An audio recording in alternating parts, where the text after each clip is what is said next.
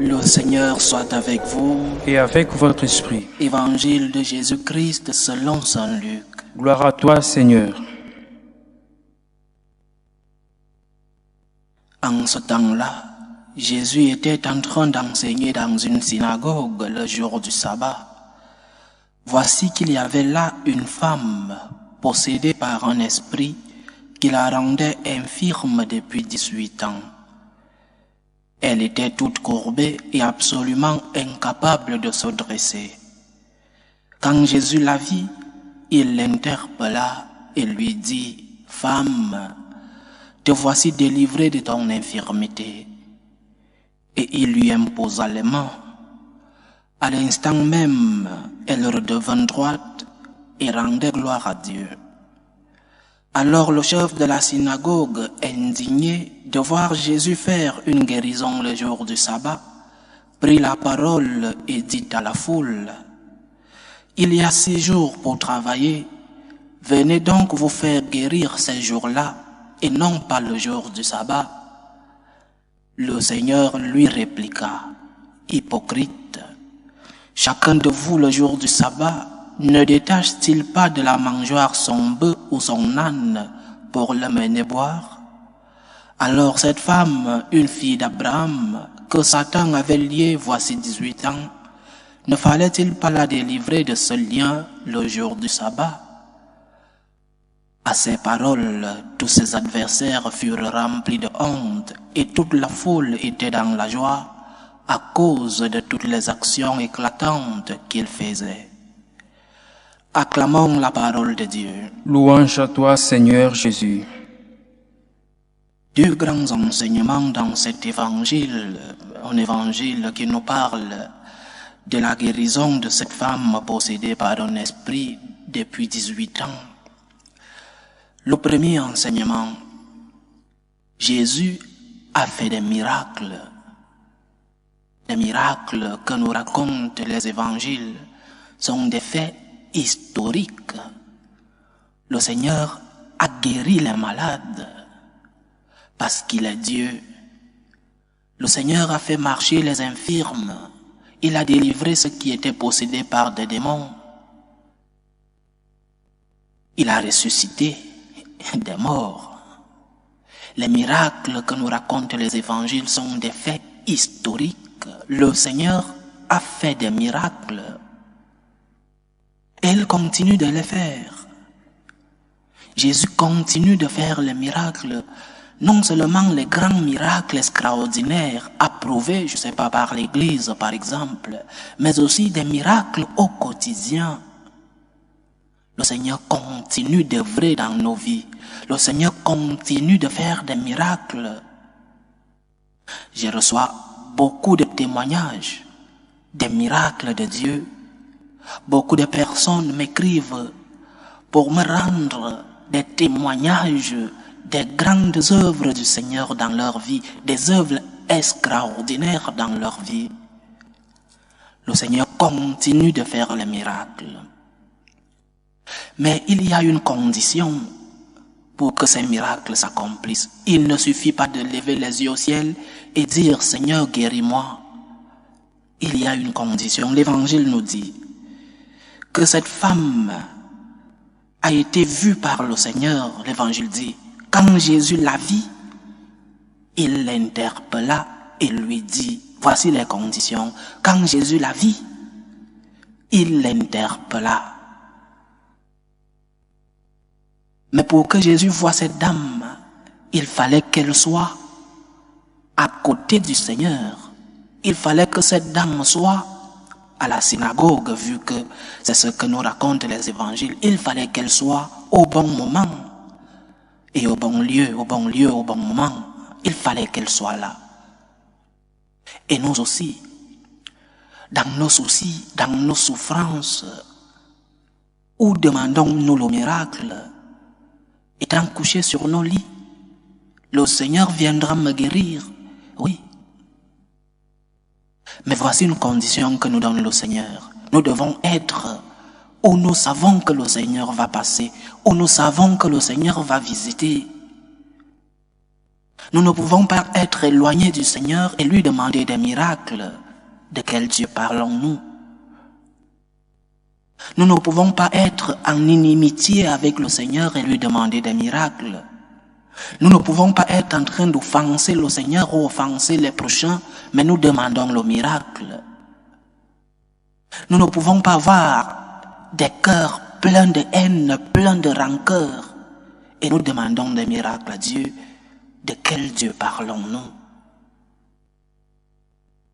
Le Seigneur dit l'Évangile, la vie, c'est-à-dire qu'elle était là.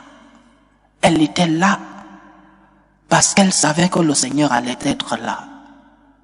Elle était là parce qu'elle avait foi que le Seigneur allait arriver. Elle était préparée. Sommes-nous préparés?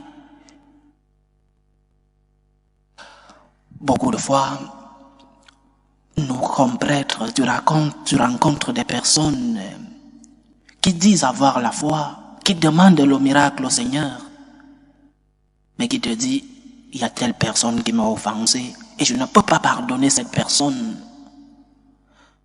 Tu n'es pas en amitié avec Dieu, tu n'es pas en communion avec Dieu, tu n'es pas en état de grâce, donc tu ne peux pas demander un miracle vu que tu es éloigné de Dieu.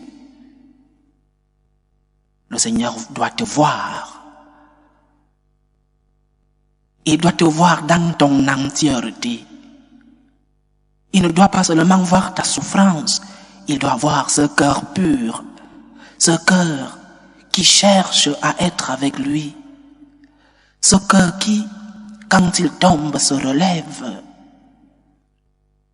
Demandons les miracles au Seigneur, oui. Il y a une chanson que je n'aime pas trop, mais les paroles disent « Je veux mon miracle aujourd'hui ». Nous ne sommes pas en état de demander ou alors d'exiger un miracle. Je veux mon miracle aujourd'hui. Nous ne sommes pas qui pour exiger des miracles. Nous demandons des miracles, mais il y a des conditions pour que le miracle nous soit concédé. Nous devons être à côté du Christ. Nous devons être sûrs que nous sommes en communion avec le Seigneur. Comment pouvons-nous offenser le Seigneur et après lui demander une faveur? Comment pouvons-nous offenser le prochain et aller demander une faveur au Seigneur?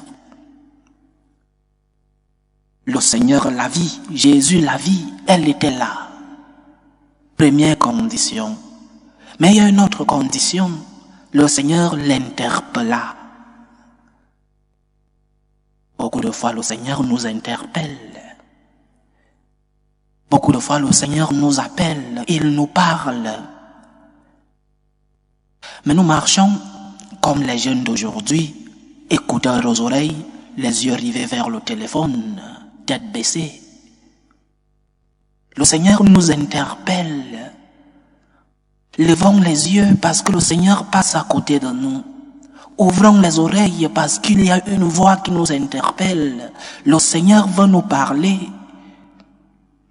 Mais si nous avons les oreilles fermées et les yeux rivés au sol, comment allons-nous recevoir ce que nous demandons à Dieu? Quand Jésus la vit, il l'interpella. Le Seigneur doit te voir. Et il t'interpelle, il attend ta réponse. Et ta réponse doit être celle d'une personne qui est en amitié avec Dieu. Ta réponse doit être un cœur plein d'amour, un cœur plein de gratitude. Pas une personne qui est éternellement dans la plainte. Pas une personne qui est éternellement dans les pleurs. Mais tu veux dire que le Seigneur ne t'a jamais montré sa main dans ta vie? Parce que je connais des personnes qui sont des éternels dans les plaintes.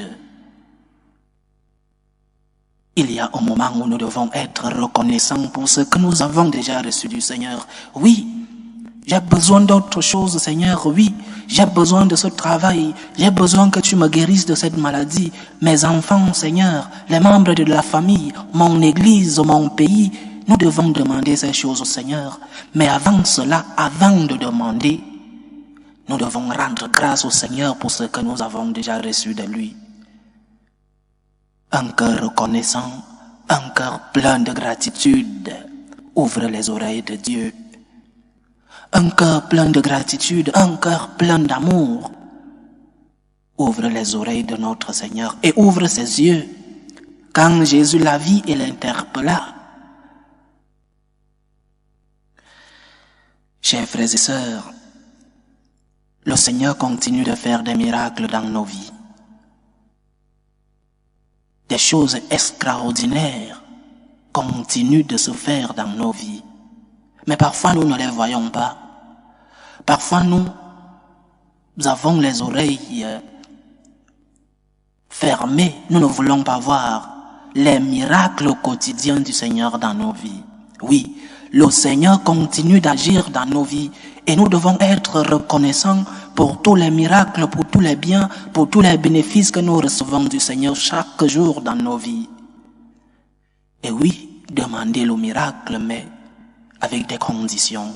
Tu dois être proche du Seigneur, tu dois être en amitié avec le Seigneur, tu dois être en communion avec Dieu. Tu dois être en état de grâce. Et aussi, ouvre tes oreilles, ouvre tes yeux, parce que le Seigneur te parle, parce que le Seigneur passe devant toi. Il apporte la guérison, il apporte la protection. Mais tu dois te rendre compte que le Seigneur te parle, le Seigneur t'interpelle. Ouvrons nos oreilles, levons nos yeux, écoutons le Seigneur qui nous parle, regardons le Seigneur qui s'approche de nous pour nous donner le miracle que nous demandons. Loué soit Jésus-Christ. À jamais.